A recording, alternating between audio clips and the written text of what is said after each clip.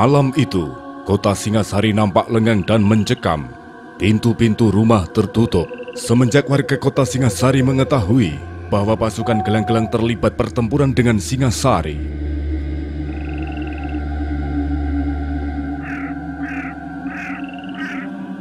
Tak seorang pun berani keluar rumah, walaupun mereka dapat merasakan kehadiran pasukan musuh yang jumlahnya cukup besar.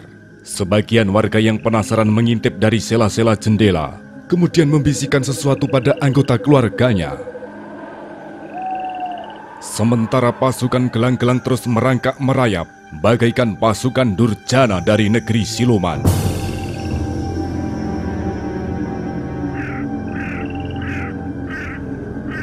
Suasana kota Singasari semakin lengang mencekam. Cahaya tipis sang bulan menerpa daun pepohonan di sekitar kota Singasari. Angin dingin bertiup dari lereng Gunung Kawi, seolah ikut merintih karena melihat bencana yang bakal terjadi. Dan sesaat lagi, kota Singasari yang megah akan menjadi genangan darah. Paman Kepu Mundarang, hamba Gusti Prabu, kita sudah memasuki wilayah kota Singasari. Betul, Gusti. Kita harus menggunakan siasat penyerbuan secara mendadak. Kita harus bergerak secara diam-diam mendekati pintu benteng Singasari. Sebaiknya beri isyarat pada semua pasukan, agar lebih waspada dan berhati-hati dalam melangkah. Mohon ampun, Gusti Prabu. Sebaiknya kita perintahkan saja pada beberapa prajurit untuk mengawal lebih depan. Dan jika Gusti Prabu berkenan, Gusti Prabu biar agak di belakang saja. Iya betul, Gusti. Saya setuju dengan usul Paman Kepu Mundarang ini. Kalau begitu perintahkan segera pada prajurit pilihan untuk berjalan paling depan. Dan kalau ada hal-hal yang mencurigakan, harus segera melapor. Dan perintahkan juga untuk semua pasukan agar tidak membawa bendera, tidak membawa tunggul atau panji-panji, ataupun bunyi-bunyian. Kita harus berjalan secara sembunyi-sembunyi. Baik, Gusti.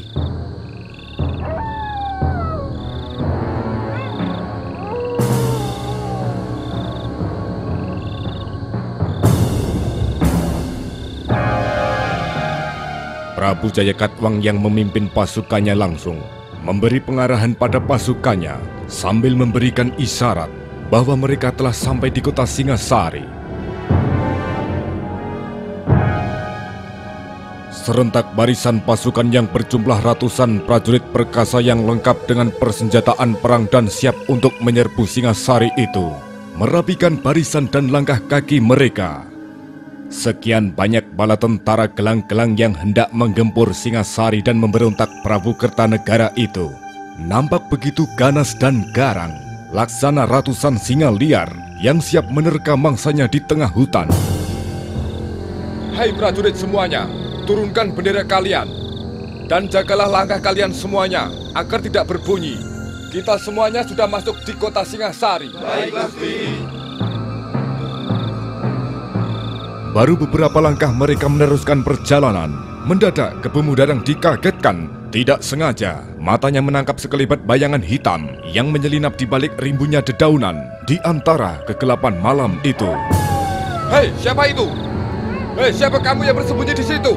Lekaslah keluar dari persembunyianmu. Jangan membuat kami curiga. Ada apa, Paman? Hamba melihat sekelebat bayangan hitam, Gusti, yang bersembunyi di balik semak-semak itu, Gusti. Aneh sekali.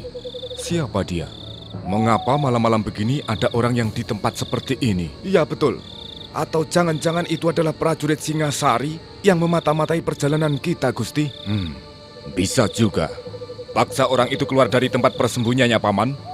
Aku ingin memastikannya.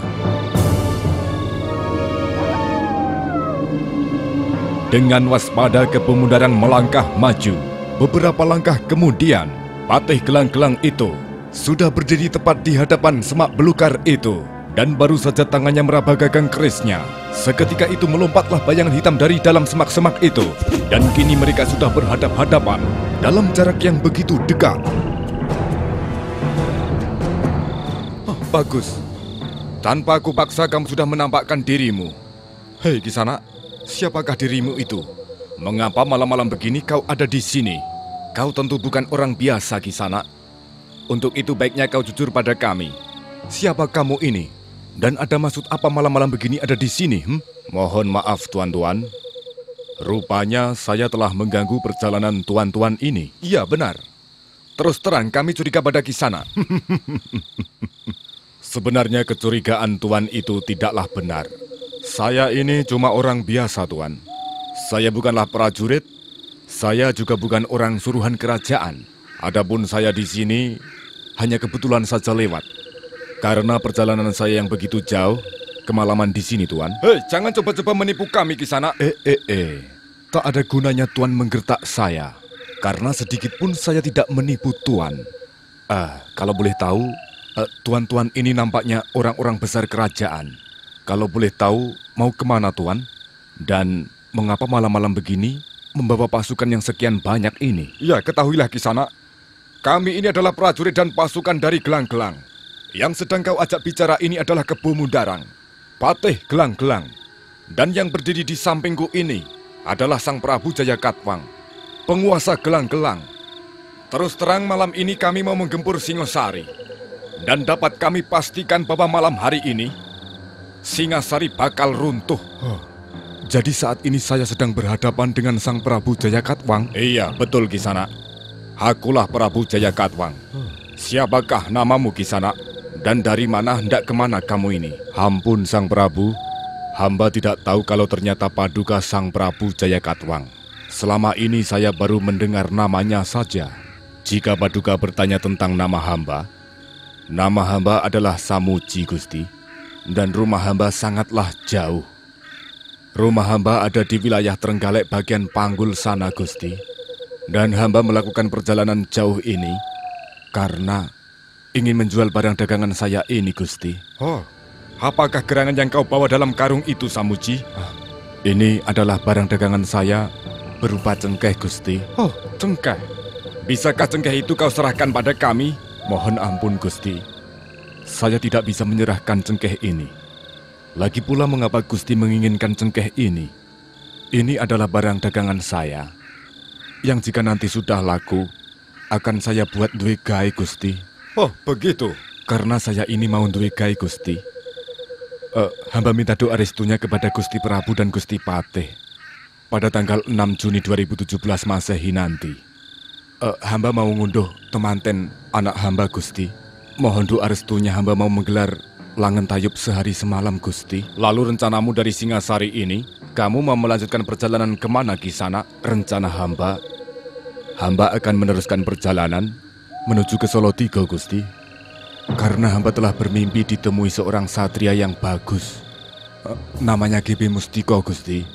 Di dalam mimpi beliau menyuruh saya agar menjual barang dagangan saya ini ke Solotigo. Oh, aku juga pernah mendengar nama GB Mustiko itu. Barangkali dia adalah seorang yang baik. Tentu, Gusti. Dia adalah seorang yang lumayan baik. Oh, lebih baik mana jika dibanding dengan Blondor Sartipo? Kalau menurut saya, lebih baik GB Mustiko, Gusti. Wah, terus kalau dibanding dengan Bodong Sartoyo?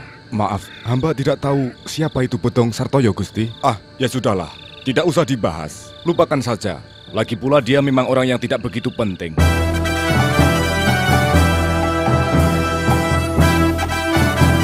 Nah, saudara pendengar, bagaimanakah kisah selanjutnya? Mampukah pasukan Gelang-Gelang merobohkan Singasari? Dapatkah Samuji menjual cengkehnya di Solotigo? Benarkah petunjuk mimpi tentang GB Mustiko itu? Silahkan menunggu seri berikutnya dalam Sandiwara Radio. Perjalanan ke Solotigo.